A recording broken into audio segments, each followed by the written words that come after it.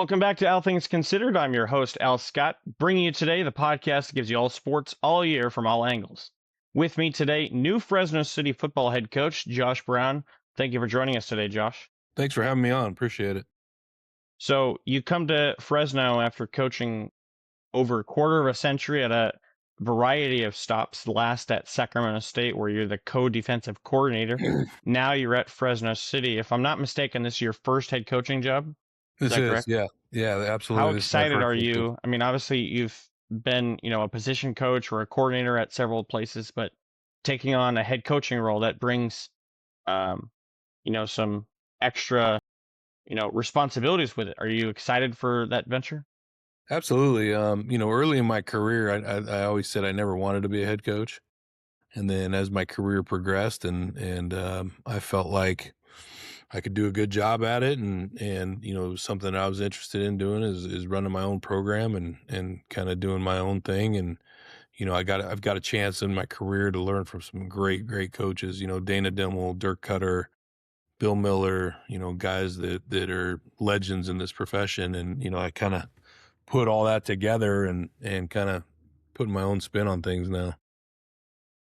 There's little bit of a difference between the JUCO level and Division One. For one, JUCO players, they're not on scholarship. They're not making NIL like players, at Division One level or even at Sacramento State. They just got promoted up to the FBS Division One level, but you would have guys on that team making NIL on scholarship, and now you're taking in guys where they truly have to love the game of football to play.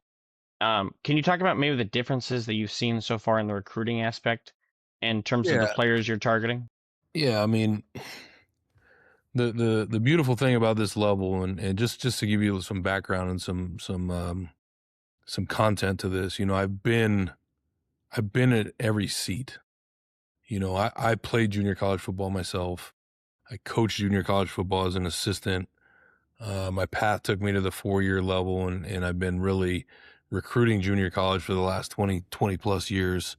And now I get a chance to run a program at the junior college. But the reason I kind of tell you that is because everybody comes from a different walk at this level. Nobody has really the same path.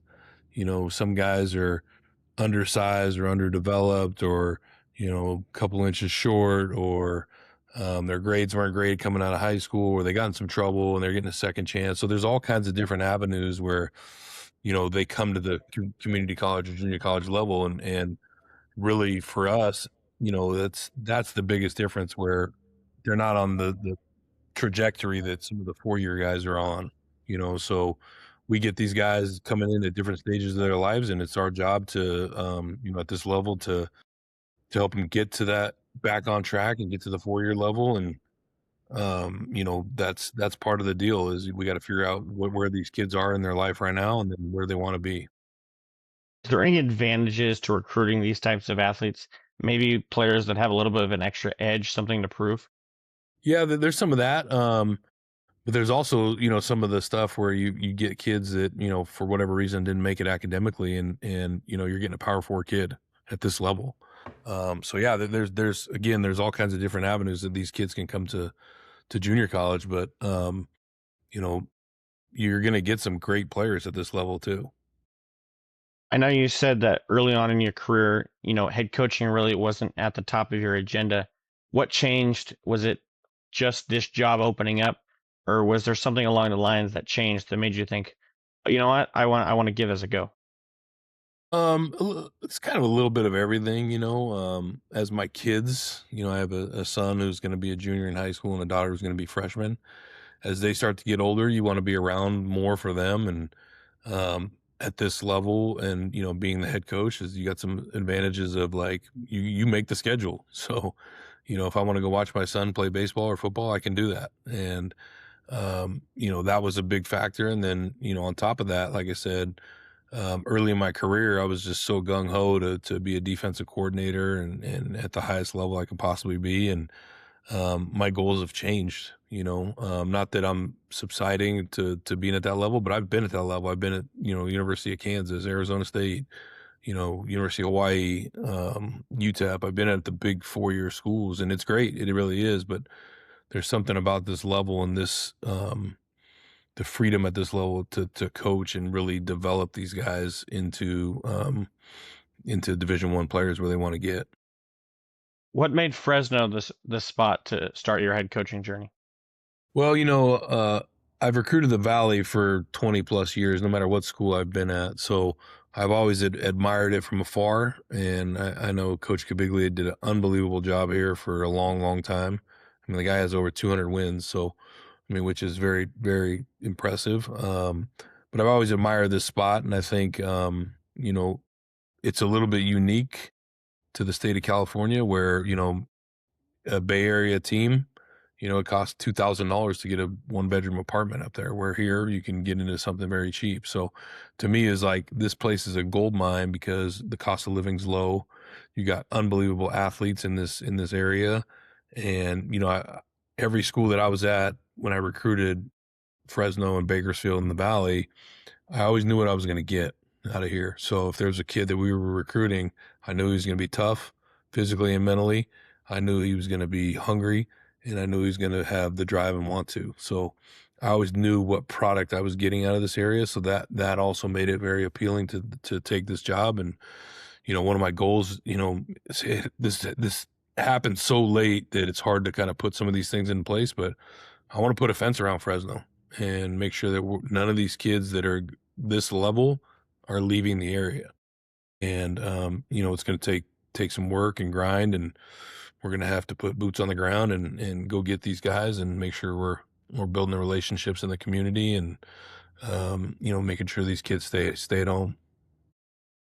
You mentioned the success that Fresno has had, and under Coach Villa, not a single losing season during his time here at Fresno. Is there is that level of expectations? Is that something that you can see yourself hitting? Yeah. I mean, I have high expectations for myself too. So, as a coach and, he did it for a long time at a really high level, and I want to keep that tradition going. And, there's a great coaching staff in place already. I mentioned this at my press conference was, this isn't easy to hold a program afloat and actually thrive with no head coach. I mean, there was no head coach here for 6 months almost. So, the assistant coaches did an unbelievable job, and I've known a lot of those guys for 20 plus years too, from recruiting the Central Valley, and they did an unbelievable job keeping the program going and doing spring ball and recruiting and all those things. So we're a little bit behind the 8 ball just because the timing of the whole deal, but I have full confidence in myself and the staff, and that we can get this thing going, and we start our summer workouts on the 22nd. So. Outside of football, I know that you said you have a son. What are some things that you like to do for fun? I fly fish, man. So Yeah. yeah, so I mean, I was just on the river a couple days ago up in Truckee. I was visiting with a prospect up there, and thought I could after I got done visiting with him, I can go out and hit the river. So I know there's some good fly fishing around here. I've never fly fished over in this area, but I've been doing a little research, when I have some time. Yeah. Any food places you've gotten to enjoy since you came to Fresno? Well, the doghouse, just one of my best friends, Hal Billingsley, him and his family own the doghouse. So where I grew up in San Luis Obispo, it's called Firestone Grill, and they brought it over here to the Valley, and they got one in Bakersfield and all that stuff. But the owner is actually one of my best friends. So I usually just go Love there. Doghouse. Yeah, There's also one in Cambria. yeah, that's right. I think it's called Firestone Grill. Yeah, I have that's not right. been to the one in Bakersfield, but I've been to the one in Slow as well. Yeah, the one in Um, Bakersfield's Firestone, and then the one here is Doghouse, and then they actually own a tire shop in Kalinga. So that my buddy Hal's dad grew up in the Valley, so he's kind of had some roots down here too. what type of players are you looking for in terms of recruiting to Fresno City? I mean, number one, they got to love football. I think this is, and I think they do at this level. That they're doing it for the right reasons. They're They're not doing it for, like you said, the NIL. There is hardly any NIL at this level, although some of the community colleges are starting to do it and explore in that area. But there's no money involved in it. There's, people aren't playing for their parents anymore like they do in high school. So like this is truly the level where it's at its purest form. So looking for guys that love football and want to be a part of that. Number two, tough physical guys. And I think that's what wins football games, is being tough physically and mentally. And then speed, man. We gotta have speed here too. So, I had a great talk with our offensive coordinator today, Coach Rich Hammond, who's a Fresno. He's been in Fresno for a long time, former head coach at Clovis High School. But we talked about doing some pretty exotic stuff today, and you need speed to do it. So, we're trying to get, certain packages where we have 3 running backs on the field at the same time. So like stuff like that, where we're going to be unique on offense and create a lot of problems for opposing defenses. And we're going to do it with the athletes that we have and the ones that are from this area. One thing unique about the JUCO level is you're seeing a lot of freshmen playing on day one, getting a lot of reps, where you don't necessarily see that as much at the high school or Division I football levels, where typically you start the upperclassmen. Is that sort of what challenges or disadvantages come with that in needing to play guys right away? I mean, it's all relative, right? Every school that we're playing has to do the same thing. So it's not like we're playing, Sacramento State, who's playing with a bunch of seniors, and we're playing with freshmen. It's not that. Everybody's freshmen against freshmen and sophomores against sophomores. So it's all relative. But, schematically, as coaches, we always want to be, hey, I can outsmart this guy or outsmart that guy. But really, what can our players execute, and really execute at a high level, So, sometimes early on you're a little bit more simple, so those guys can get on the field and play. But my philosophy on that is, we got basically 2 times. So we're starting on the 22nd, and we're going to be doing lifting and running and OTAs and things like that. So we're going to install the offense and defense starting June 22nd, and then we're going to give them a break right before camp starts in August, and then we're going to come back in August and we're going to start over. So basically they get 2 full installs on offense and defense and special teams of what we're actually going to do during the season. So hopefully that part of it helps with, the retention part of it, and, the freshmen coming in and learning and developing that way too. I think we have about 60 freshmen coming in, something like that. There's a long legacy of players competing at Fresno City and then going on and excelling at Fresno State. I had on Cameron Baraka and Cam Lemanuzzi, who both went to Fresno City before becoming Bulldogs. Is there something about creating a culture here where you can be like the premier developmental or the feeder program to Fresno State and other California Division I schools? Yeah, I think, at the Division I level, it's got to be a good fit. I was there for such a long time. You got to make sure it's the right fit. And obviously, if they're local guys, I always said this when I was at Cal Poly, or when I was at UTEP or Nevada or Hawaii, wherever I was, if there was a Fresno kid and Fresno State was recruiting them, it was really hard to get them, whether he was from Fresno City College or from one of the local high schools, because Coach Hill had such a stranglehold on this area where these kids, they grew up wanting to go to Fresno State. So yeah, we would love to be a feeder program for them, and really, to be honest, anybody who wants to come get our guys and give them an opportunity to play at the Division I level and reach their dreams and goals. So it's funny you asked that, because I've never met Coach Hentz, but we coached against each other in 2018.